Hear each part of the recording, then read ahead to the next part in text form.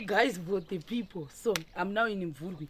Tamanya ndikauya nezvimwe zvinhu zvazvakasaririra. What you're seeing here, ndo setup yedu yamukona ukoko. Kwese kunoko. Vakapera mafesi ari papapavo. Muchati muzochinja mawekisuti kumberi. Munotengera mafesi. Handisati ndava nemasize. Pa next week pafanira mawekisuti kwete hembe. Kwete dzakabvaruka kudai. So now uko kwese kwamuri kuona uko mapegi edu takazomawana ari kuzasuko ndokwaari then kunoku pasaidhi rekuzasuko makazomabvisa marara yaikanda hange icho chiri kukanda ichi so apa guys vanhu vatotanga kutosei kutsenja zvamuri kuona izvizvi kutanga asiriyo painogumira havari kumbotenda chisheperera then pane pangu pachapinda chipampamu chiya chidhudhudhudhu chedu chiya chitori kunoku negenareta rachona. So ndo zvimwe zvinhu zvandamanyira kuti tinge tichionesana ndichiona kuti zvabuda kwazvo here. I'm happy vaaprovwa navafara voko vabhidha aiwa munomaro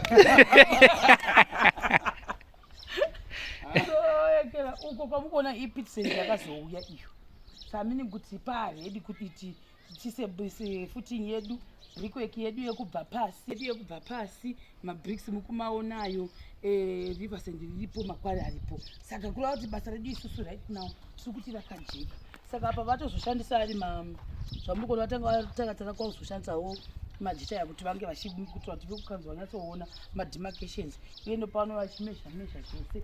And also I think from the front wasiya 5 meters ndizvo here 5 meters kumashure then maside na 2 meters saka zvese aiwakupei zvafamba ndohwakufara. I told you guys kuti give us 2 weeks. 2 weeks ndo dzatiri kuda kuti zvinhu zvakawandisa 2 weeks because we are looking into about 4 days 5 days tinge tapedza kutrenja panapa because vakambotanga vasheperera vachazopindazve vachitanga kundunyura kusvika vasvika pa700 pasi pepe ndo zvakanyorwa futi pamakira kuti 700 ma70 alright ndachira kuti 700 handizvisei.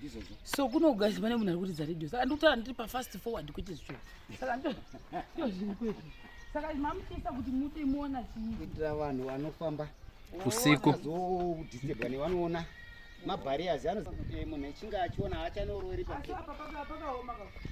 apa pakaoma saka kuno kwakaoma ndo kwamuchaya nechipampa pampa miri very fast saka kwaya kuno katikuti meti yedu tikauya kuno right. Saka munozviona ukokoko ndo kwese kwatiri kufanira kutenge tichishanda tiri ndo area yedu isusu yatiri kushanda tiri. Totombotenda neighbor wedu asati avapo kureva kuti meti mariversend edu awana pekufanira kujegera saka ndizvozvo guys paharare guys ka kudhuze singaiti nemvura. I think ndabva kuharare ndambosora iita zvanandichiita then from there ndikatozomboenda mbakomana kwana wasu from there ndikatotora zvandida kutora ndikatozouya kuno kunditasa time dzadzira around 1 something 1 pm dzadzatochaya ndikati maiwe handizi kuti osvika nguwai but anyway ndasvika kuno around 4 pm saka it's almost 2 hours kana une mota yakanaka kaona mota dzakashata sedzedu 3 hours achiuya kuno chokwadi chaiko because it's 100 and something kilometers tatiti ndafamba 120 kilometers ndibva huko saka ndo pabasa pedu pamuri kuona panapa. Nhasi chingani wasuzvi Friday nhasi Friday kureva kuti Friday Saturday Sunday munozoona pakuti kuitira time yekira because vekukanzi vatanzi vanovhura musi Wednesday automatically vari kuya kuzoinspector automatic saka vari kuda kumhanyirana nemusi Wednesday pari kuvhura because pane holiday ine heroes what then on Wednesday vachiuya vachidhindirwa so that vagotanga kudira footing.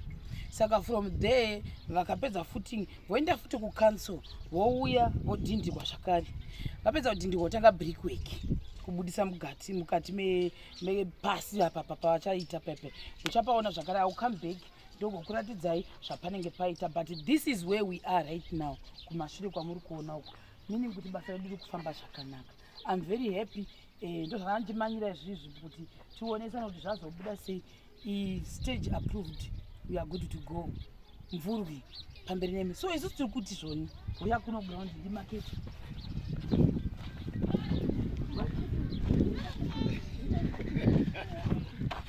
no kutamba mwamusaziva aiwa handisati ndakuda zvangu mazuva ano ndikumbodhira nekusilima nekudhaito.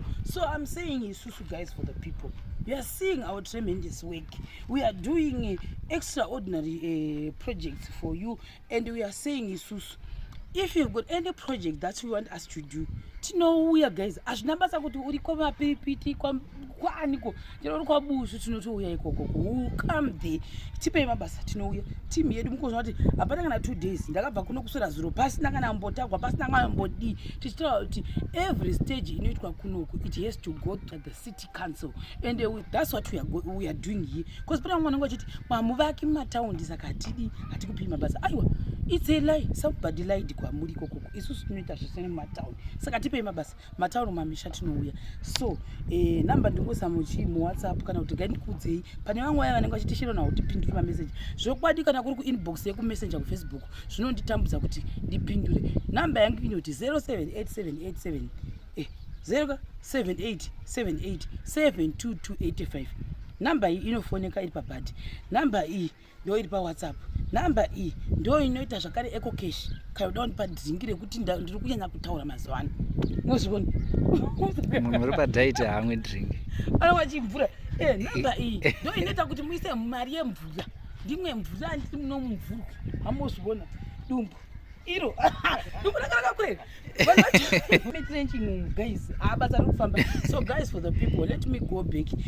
Different time ichiripo, but now I'm saying kuti, thank you very much for supporting us. Thank you very much for actually empowering team yangu yese mabusiness, because the moment that wana mabasa, that's the moment that took to empower vanhu vazhinji vari kushanda nawo vakaona na Sekuru Benzo Zuroko, and also he secured another project, which is good. These guys are also maybe going to keep on securing other jobs zvakare, tikangoshanda tese zvakanaka, ndo zvakanaka izvizvo. I think inichakuona pamazuva anotevera kurana next week uko ndo panichandiona zvakare. And also I've got some trips yekuti ndiite tichanobuda kona mazare watikapesera kuya zvikafamba zvakanaka, tofana kunge tiri ikoko. Maybe next weekend you will see us in different places, and also maybe by the grace of God tichinge tichitanga mamwe new projects. Tokutendai support. Taura. Oh. Itamba. Kinde.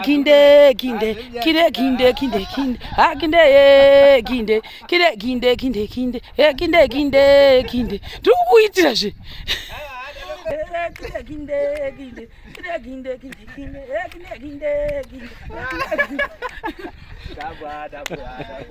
Singaite ndiri cameraman wasisi cameraman aripo tikutarisire kuenda kumberi. Murambe muchitisapota vanhu vamwe riende kumberi ko ndiri waso kainini chokwadi kuchimanimani chaicha kucyclone uko wakaroi cyclone chimanimani kuchi mungangu mugangu ya ndo vanobva guys chimani kune magunje guys, for the people chimani guys ndimuno muchitanzira unodada chimani ndakadzisa kwakabiriri kuchimani mozarini. I'm happy. I also empowered someone from chimani where I did my A levels, actually my form 1 to form 6. Chimani bora yeswando chimani munotamba ere munoadakara. So guys, for the people, baba, thank you, goodbye, mutseko my baby, ana maikiki pachimani apa. Nana jiksera pachimani vafadzangu murisei aiwa ndiri safe aiwa ndiri nyama ndiri pafurwa apa aiwa tiri kuoza basa riende kumberi musimbisa vamwe vese pachimani.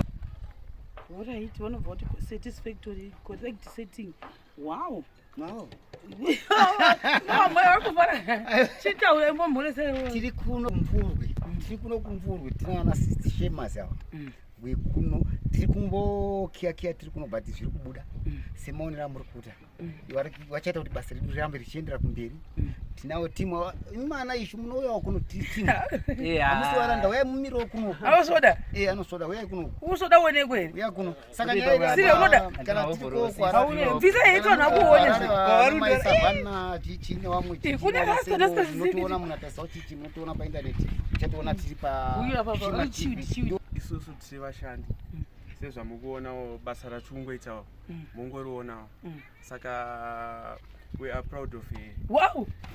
Wazuripi, wazura, wazuripi, wazura, wazuripi, wazuripi, wazura. Hakuna zakadaro. Kuna zakadaro. What is that? Guys, bye bye guys. Nda fara ndasvika.